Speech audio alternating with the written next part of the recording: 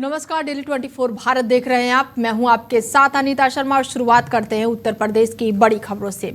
राष्ट्रपति द्रौपदी मुर्मू आज लखनऊ के दौरे पर हैं और ऐसे में 19वें राष्ट्रीय जमहूरी का भव्य समापन समारोह है।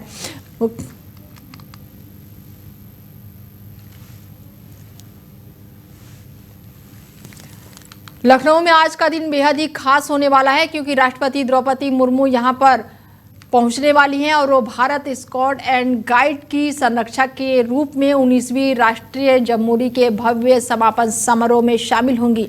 और ये आयोजन वृंदावन स्थित डिफेंस एक्सपो ग्राउंड में आयोजित किया जा रहा है, जहां पर देश भर से आए लगभग 15,000 स्काउट और गाइड्स राष्ट्रपति को सलामी देंगे। राष्ट्रपति करीब 90 मिनट तक वहाँ पे मौजूद रहेंगी और ऐसे में ये कार्यक्रम बेहद ही खास माना जा रहा है। कार्यक्रम दोपहर में आयोजित किया जाएगा और सुरक्षा व्यवस्था को लेकर भी प्रशासन पूरी तरह से अलर्ट मोड पर है। और इस खबर पर ज्यादा जानकारी के साथ प्रदुम जुड़ चुके हैं हमारे संवाददाता और उनसे बातचीत करते हैं कि आज राष्ट्रपति का दौरा है और ऐसे में तैयारियों की बात की जाए तो क्या कुछ तैयारियां हैं प्रदुम? बिल्कुल अनीता जी, बताना चाहेंगे कि आज लखनऊ में राष्ट्रपति द्रौपदी मुर्मू का आगमन हो चुका है, जो 11 बजे अमावसी एयरपोर्ट पे आगमन हुआ था, जिसको लेकर के वहां पे स्वागत के लिए जो सीएम योगी आदित्यनाथ व जो राज्यपाल आनंदीबेन पटेल द्वारा स्वागत किया गया। और वहीं अगर हम बात करें सुरक्षा को लेकर के तो कल से ये प्लान लागू हो गया था लखनऊ में कि जितने भी आते हैं उसको डाइवर्जन किया गया है कि जिस रोड के द्वारा वहां उनको कार्यक्रम में जाना होगा वहां पे सभी प्रकार से जो है प्रतिबंधित कर दिया गया है कि वहां किसी वाहनों का आना जाना नहीं होगा। अगर हम वही बात करें तो आज कई कार्यक्रम है जिसमें जो राष्ट्रपति हैं वो शिरकत करेंगे। वहीं 12 बजे जो कार्यक्रम चल रहा है जिसमें वहां पे जो राष्ट्रपति हैं वो पहुंच चुकी हैं और वहां पे संबोधित भी कर रही हैं, क्योंकि आज जो ब्रह्म कुमारी के वार्षिक थीम 25 और 26 के जो है विश्व एकता और भरोसे के ध्यान में रखते हुए योग का वहां कार्यक्रम किया जा रहा है। तो वहां पे द्रौपदी मुर्मू जो है राष्ट्रपति वो पहुंच चुकी हैं। वहीं 3 बजे भारत स्काउट गाइड्स के हीरक जयंती समारोह का आज समापन होगा, जहां पे वहां भी वो जाकर के कार्यक्रम में शामिल होंगी। और वहीं 19वें तो ऐसे में यातायात की अगर बात की जाए तो क्या रूट वगैरह भी डाइवर्ट किए गए हैं प्रदुम जी? बिल्कुल जितने भी जिस जहाँ कार्यक्रम में जो आज शामिल होंगी वहां पे जितने भी रूट हैं उनका डाइवर्जन किया गया है। और सुरक्षा की अगर बात करें तो इतने पुख्ता इंतजाम किए गए हैं कि किसी भी प्रकार की कोई गलती ना होने पाए, जो कि आज 2 दिन से ही तैयारियां चल रही थी। और वहीं आज जो वृंदावन में स्काउट गाइड का जो कार्यक्रम चल रहा था जमहूरी का, उसका भी आज समापन होगा, जिसमें वहां भी जो राष्ट्रपति हैं वो हिस्सा लेंगी। और उसके साथ साथ में जो 15,000 स्काउट गाइड के जो छात्र हैं वो उन्हें आज सलामी देंगे, जिसमें कार्यक्रम में बीजेपी के जो डिप्टी सीएम है वह राज्यपाल हैं, जो भी जितने भी नेता हैं वो वहां पे साथ में शामिल रहेंगे। चलिए, बहुत शुक्रिया प्रदुम जी तमाम जानकारी के लिए।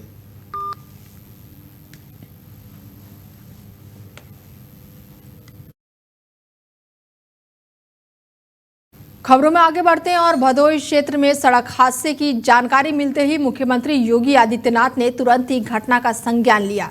उन्होंने दुर्घटना में जान गंवाने वाले लोगों के परिजनों के प्रति गहरा दुख व्यक्त किया और संवेदना व्यक्त की। साथ ही उन्होंने संबंधित प्रशासनिक अधिकारियों को तत्काल घटनास्थल पर पहुंचकर राहत और बचाव कार्य तेजी से संचालित करने के निर्देश भी दिए हैं। मुख्यमंत्री ने हादसे में घायल सभी व्यक्तियों के समुचित और बेहतर उपचार की व्यवस्था सुनिश्चित करने पर भी विशेष जोर दिया है, ताकि उन्हें हर संभव सहायता मिल सके।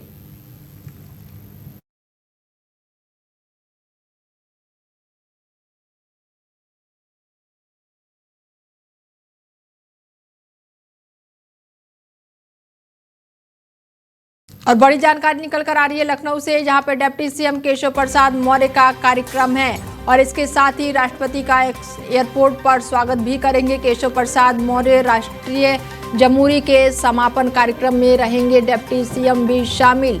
और 5:30 बजे के आसपास का ये कार्यक्रम का समय बताया जा रहा है और ऐसे में केशव प्रसाद मौर्य भी इस कार्यक्रम में शामिल होने वाले हैं। बता दें कि आज राष्ट्रपति द्रौपदी मुर्मू का लखनऊ दौरा है और ऐसे में तैयारियां पूरी तरह से जोरों शोरों पर है।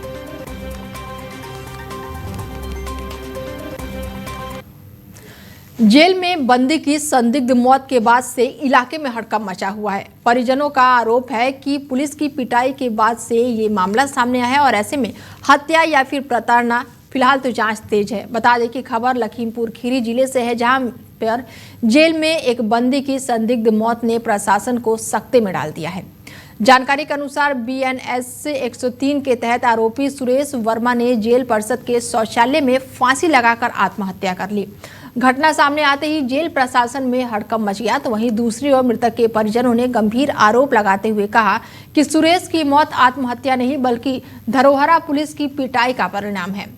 परिजनों का दावा है कि थाने में मारपीट करने के बाद सुरेश को जेल भेजा गया था और वहीं चोटें इसके लिए घातक साबित हुई और इस आरोप के बाद से पुलिस और जेल प्रशासन दोनों पर कई सवाल खड़े हो रहे हैं। सूत्रों से मिली जानकारी के अनुसार सुरेश वर्मा थाने में हुई पुलिसियाई कार्रवाई के बाद मानसिक रूप से बेहद दबाव में थे, जिससे उसके तनाव में होने की बात भी सामने आई थी। हालांकि ये तनाव आत्महत्या की वजह बन गई, जिसके बाद से अब लगातार जांच पड़ताल तेज हो गई है और अब ये जांच का विषय बना हुआ है। बंदी की मौत की जानकारी मिलते ही परिजन भड़क उठे और लगातार हंगामा देखने को मिल रहा है।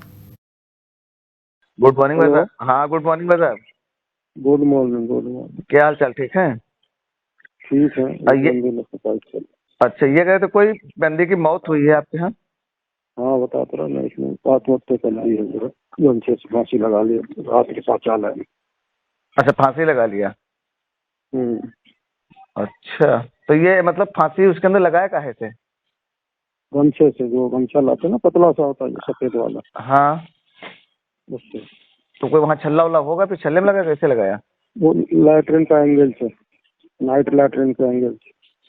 तो एंगल, अच्छा रात के शौचालय जो होते हैं उसमें। अच्छा अच्छा, तो वो साथ में इसके नहीं था क्या? अच्छा, साथ में तो डायरेक्ट बंद है, मान लो लैट्रिन में तो पहले जाता आदमी। बाथरूम के बहाने गया, तब तो दिक्कत हो गई भाई। अभी वहाँ लोग थाना वाना घेरे हैं ना, तो हमने कहा वहाँ थाना वाना घेर दिए। वहाँ थाना वाना घेर दिया है ना पब्लिक ने। अच्छा, धौरारा, हाँ, घेर दिया। तो वही इस खबर पर ज्यादा जानकारी के साथ हमारे संवाददाता अरविंद जी जुड़ चुके हैं और उनसे जानते हैं कि क्या कुछ मामला निकलकर सामने आया है। अरविंद। जी बिल्कुल अनिता जी, बताना चाहूंगा कि जिस तरीके से लखीमपुर खीरी में आज जो है मध्य रात्रि सुबह 4:30 बजे जो है जो कैदी था उसकी जो है मौत हुई है, वो जो आत्महत्या किया है और फांसी लगा के आत्महत्या, क्योंकि उस मौत की पुष्टि जो जेल अधीक्षक है उनसे जो है बात की गई, तो उन्होंने बताया कि सुबह 4 बजे जो है 4:30 बजे मौके पर पहुंचा गया, जहाँ जो है लैट्रिन में जो है कुंडे से लटका हुआ जो है शव मिला है और उसकी जानकारी उच्च अधिकारियों को दी गई। हालांकि जो आरोपी था कल ही रात में जो है जेल, कल शाम को जो है जेल भेजा गया था। धौरारा कोतवाली पुलिस ने इसको जेल में दाखिल किया था, क्योंकि हत्या के आरोप में जो है प्रेम प्रसंग के चलते एक महिला की हत्या हुई थी। उसी मामले में जो है पुलिस ने इसको जेल भेजा था। हालांकि परिजन जो है वो लगातार जो है आरोप जो है पुलिस और जेल विभाग के अधिकारियों पर लगा रहे हैं और वहाँ जो थाने का गेट है वहाँ पे कई ट्रैक्टर ट्राली और कम से कम काफी संख्या में भीड़ लेकर के जो है एकत्रित हुए हैं। एकत्रित जो है पुलिस प्रशासन पर और जेल अधिकारियों पर कार्रवाई की मांग कर रहे हैं। तो ऐसे में जेल प्रशासन का क्या कुछ कहना है अरविंद जी? जी बिल्कुल अनिता जी, बताना चाहूंगा कि जिस तरीके से जेल प्रशासन के अधिकारी उनकी साफ तौर पर लापरवाही देखने को मिली है, जो परिजनों का सीधा आरोप है कि जेल प्रशासन में आखिर जब जेल में ही कैदी नहीं सुरक्षित है तो आमतौर का कैसे बाहर के जिसे कैसे की, क्योंकि जेल में सवाल ये खड़ा हो रहा है कि जेल में मुश्किल से रात भर भी जो है नहीं गुजरा और उसी रात में जो है कैदी गया और उसी रात में जो आत्महत्या कर रहा है। तो सवालों के घेरे में जेल के जो अधिकारी हैं, कर्मचारी हैं, वो भी हैं और जेल की सुरक्षा पे भी बड़ा सवाल खड़ा हो रहा है। जी चलिए, तमाम जानकारी के लिए बहुत धन्यवाद। दिल्ली NCR की हवा में थोड़े सुधार के बाद से CAQM ने ग्राफ 3 हटाने का फैसला किया है और इसके साथ ही स्कूल फिर से खुल गए हैं और ऑफिस में जो 50% वर्क फ्रॉम होम का नियम भी खत्म हो गया है। हालांकि इसका मतलब ये नहीं है कि हवा अब सुरक्षित हो गई है।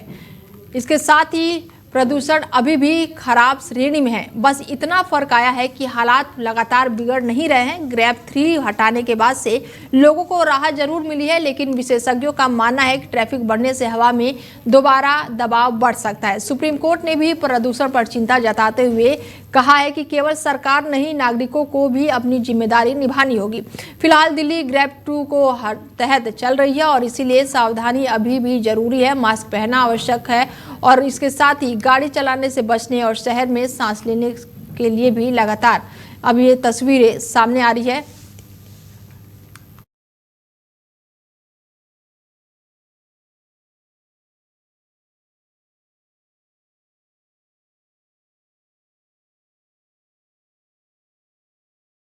अमरोहा में तेज रफ्तार का कहर देखने को मिला है, जहां पर दर्दनाक सड़क हादसे में युवक की जान चली गई है। बता दें कि रजबपुर थाना क्षेत्र के पास ये बड़ा मामला सामने आया, जहां पर तेज गति से दौड़ रही बाइक एक ट्रक के पीछे से जा टकराई और टक्कर इतनी जोरदार थी कि बाइक सवार युवक सड़क पर जा गिरा और गंभीर चोट लगने के कारण मौके पर ही उसकी जान चली गई।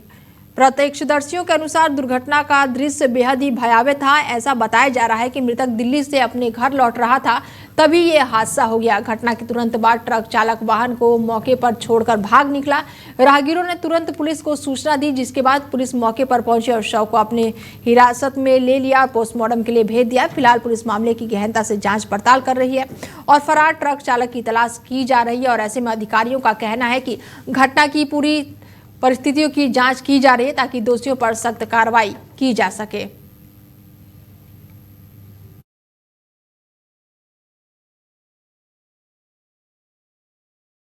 अमरोहा जिले के हसनपुर गजरौला मार्ग पर बुधवार देर शाम एक भयावह हादसे ने लोगों को दहला दिया। रास्ते से गुजर रहे एक बाइक सवार को तेज रफ्तार ट्रक ने कुचल दिया। टक्कर इतनी गंभीर थी कि बाइक सीधे ट्रक के नीचे फंस गई और इसी दौरान बाइक की तेल की जो टंकी फट गई और देखते ही देखते ट्रक में भीषण आग लग गई। आग इतनी तेजी से फैली कि कुछ ही मिनटों में बाइक और ट्रक दोनों जलकर पूरी तरह से राख हो गए। दुर्घटना होते ही ट्रक चालक और उसका परिचालक मौके से भाग निकले। इधर हादसे की सूचना मिलते ही हसनपुर कोतवाली की पुलिस टीम और दमकल विभाग तुरंत मौके पर पहुंचे। लंबी कड़ी मशक्कत के बाद फायर ब्रिगेड की जो कर्मी है वो आग काबू कर पाए, लेकिन तब तक ट्रक और बाइक पूरी तरह से नष्ट हो चुके थे, जिससे लाखों रुपए का नुकसान भी बताया जा रहा है। और इस दिल दहला देने वाली घटना के बाद से पूरे क्षेत्र में हड़कंप मच गया है और स्थानीय लोगों में दहशत का माहौल बन गया है। पुलिस मामले की जांच कर रही है और फरार चालक की तलाश में जुटी हुई है।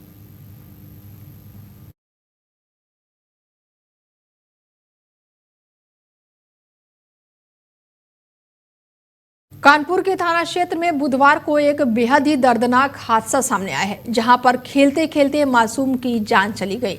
3 साल के सानिया अपने घर के पास बैडमिंटन खेल रही थी और खेल के दौरान उसकी बैडमिंटन की गेंद हाथ से छूटकर पास ही में बह रही थी खुले नाले में गिर गई। उसे वापस लेने के लिए जैसे ही सानिया नाले के किनारे पहुंची, उसका पैर फिसल गया और वो सीधे नाले में जा गिरी। नाला करीब 10 फीट गहरा था और इसीलिए जब तक आसपास मौजूदा लोग उसे बचाने के लिए दौड़ते, तब तक वो गहरी खाई में डूब चुकी थी। जजमऊ में ये घटना हुई है और इसके बाद से खुले नाले के अंदर गिरने के बाद से बच्ची की मौत हो गई है। हादसे के बाद से आसपास के लोगों में हड़कंप मचा हुआ है। सूचना मिलते ही पुलिस मौके पर पहुंची और बचाव टीम की मदद से शव को बाहर निकाला गया, जिसके बाद से उसे पोस्टमार्टम के लिए भेज दिया गया है। घटना के बाद गमगीन परिजनों में लगातार माहौल देखने को मिल रहा है। काफी परिजनों में दुख का माहौल है और ऐसे में लगातार अब कार्रवाई की भी मांग की जा रही है। तो वहीं आकांक्षा पांडे मौके पर पहुंची और उन्होंने परिजनों को आश्वासन दिया है कि मुआवजा भी दिलाया जाएगा और साथ ही उन्होंने जो कंपनी है उसको लेकर भी उन्होंने लगातार उसको फटकार लगाई है और ऐसे में अब चेतावनी भी दी है कि समय रहते इस पर कार्रवाई नहीं की गई तो सख्त कार्रवाई की जाएगी।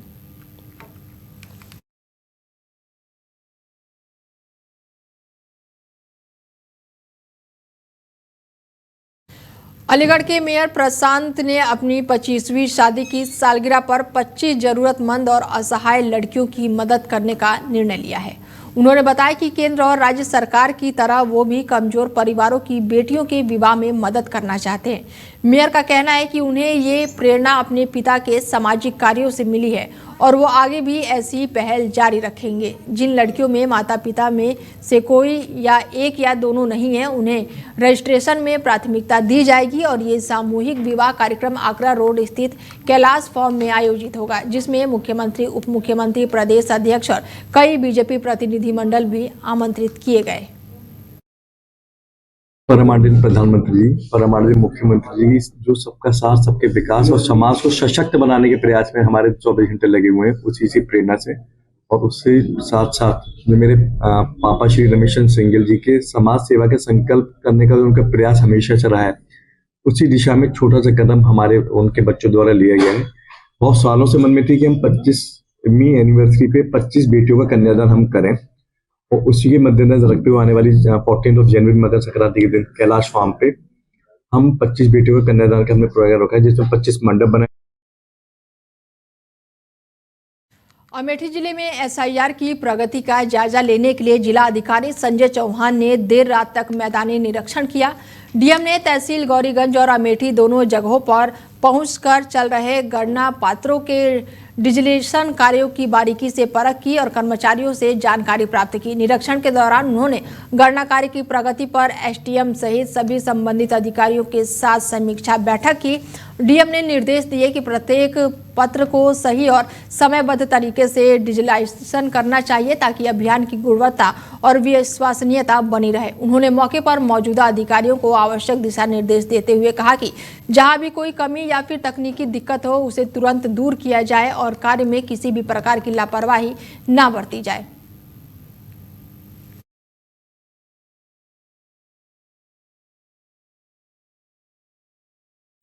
कानपुर में महिला आयोग की सदस्य अनीता गुप्ता के थाने निरीक्षण को लेकर जो विवाद पैदा हुआ था उसे अब सुलझा लिया गया है।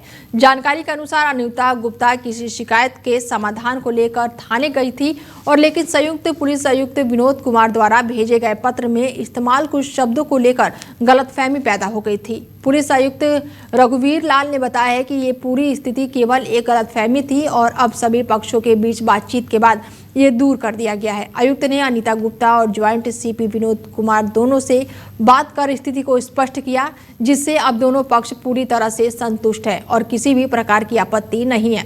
पुलिस आयुक्त ने यह भी कहा है कि आपसी तालमेल और सहयोग से महिलाओं का सम्मान सुनिश्चित किया जा सकेगा और महिला अपराधों पर प्रभावित नियंत्रण रखा जा रहा है।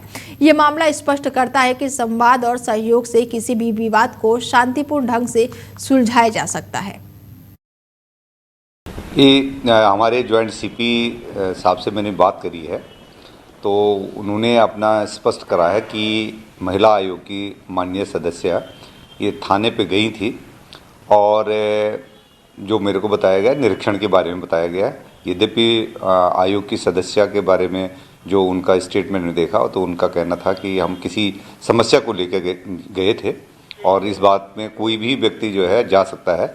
तो इसी को लेकर के हमारे जॉइंट सीपी द्वारा उनसे कोई वार्ता की गई है और उनको एक पत्र लिखा गया है कि ये आपके अधिकार क्षेत्र में नहीं आता थाना के इंस्पेक्शन करने के बारे में।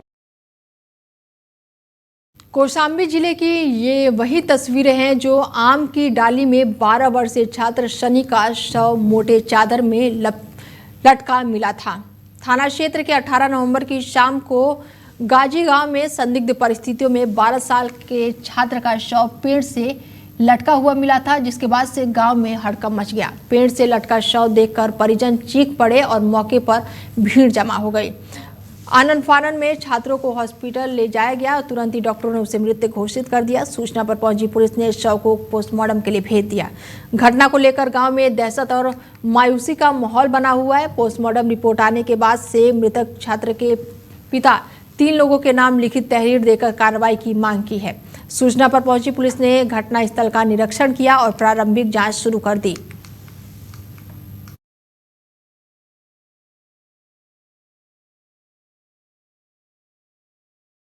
और खबरों में आगे बढ़ते हैं। बता दें कि चेयरमैन संत कुमार गुप्ता को अधिवक्ताओं का समर्थन मिला है। बड़ी जानकारी निकलकर सामने आ रही है और ऐसे में वित्तीय और प्रशासनिक अधिकारी रोकने के आरोप भी लगाए गए थे।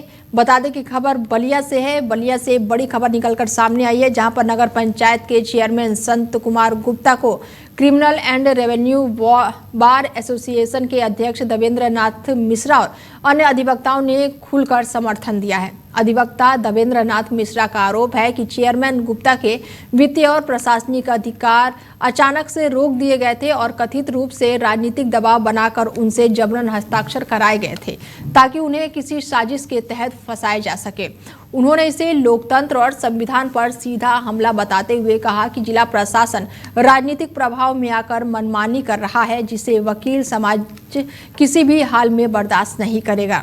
अधिवक्ताओं ने साफ कहा है कि एकजुट होकर संत कुमार गुप्ता के समर्थन में खड़े हों और उनके खिलाफ हो रहे अन्याय के खिलाफ कानूनी लड़ाई लड़कर उन्हें न्याय दिलाने का पूरा प्रयास करें। आज नगरपालिका बलिया के अध्यक्ष संत कुमार मिठाई लाल जी हम लोगों के यहाँ समर्थन हेतु अपना मांग पत्र लेकर आए और criminal and revenue bar association Ballia, the civil bar association Ballia के अध्यक्ष देवेंद्र कुमार दुबे और मुझे दिए। हम लोगों ने संयुक्त रूप से मीटिंग किया और सर्वसम्मत से हम लोग संत कुमार मिठाई लाल जी को समर्थन दिए। और प्रशासन से जो हमारे साथ अन्याय हो रहे हैं, जो उच्च न्यायालय में मेरे द्वारा रीट किए गए हैं, इसमें जो है सिविल बार एसोसिएशन के माननीय अध्यक्ष और जो है criminal and revenue Devendra Mishra ji को से और सिविल बार एसोसिएशन के अध्यक्ष श्री देवेंद्र कुमार दुबे जी से एवं महासचिव भूपेंद्र सिंह जी से एवं सचिव अजय सिंह जी से मैं और सारे अधिवक्तागण से मैं अपना नैतिक समर्थन कि भाई हमको सहयोग करे। प्रशासन हमें जो है राजनीतिक दबाव में हमें प्रताड़ित कर रहा है और अनैतिक काम का दबाव डाल रहा है। और criminal and revenue bar association Ballia, the civil bar association Ballia. Mainpuri से एक बेहद ही दुखद खबर सामने आई है, जहां पर स्कूल जा रही एक छोटी बच्ची की डंपर से टक्कर लगने के कारण दर्दनाक मौत हो गई। यह हादसा मैनपुरी के करहल चौराहे के पास का है, जहां पर 6 साल की बच्ची की बड़ी बहन सोनाक्षी मिश्रा के साथ स्कूटी से सवार होकर विद्यालय जा रही थी और कक्षा 1 में पढ़ने वाली ये छात्रा थी और अचानक तेज रफ्तार डंपर की चपेट में आ गई। हादसे में बच्ची को इतनी गंभीर चोट आई कि वो मौके पर ही उसकी मौत हो गई, जिसके बाद से पुलिस ने मौके पर पहुंचकर डंपर और चालक दोनों को हिरासत में ले लिया। पुलिस ने शव को कब्जे में लेकर पोस्टमार्टम हाउस भेज दिया है और इस दर्दनाक हादसे के बाद परिवार में मातम छा गया है। परिजनों का रो रो कर बुरा हाल है और पूरे क्षेत्र में शोक की लहर फैल गई है। पुलिस ने मामले की गहनता से जांच पड़ताल की है और दुर्घटना के कारणों का पता लगाने की कोशिश कर रही है ताकि भविष्य में ऐसे हालातों को रोका जा सके।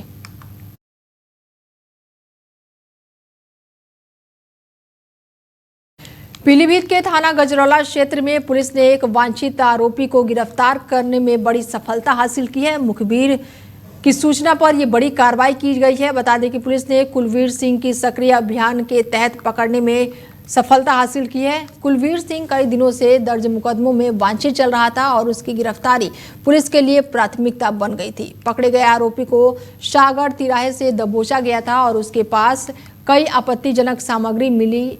इसके बाद से जानकारी फिलहाल सामने नहीं आई है। गिरफ्तारी के बाद से आरोपी को जेल भेज दिया गया है ताकि वो न्यायिक प्रक्रिया के तहत आगे की कार्रवाई की जा सके। बड़ी जानकारी आपको बता दें कि पुलिस को बड़ी सफलता हाथ लगी है।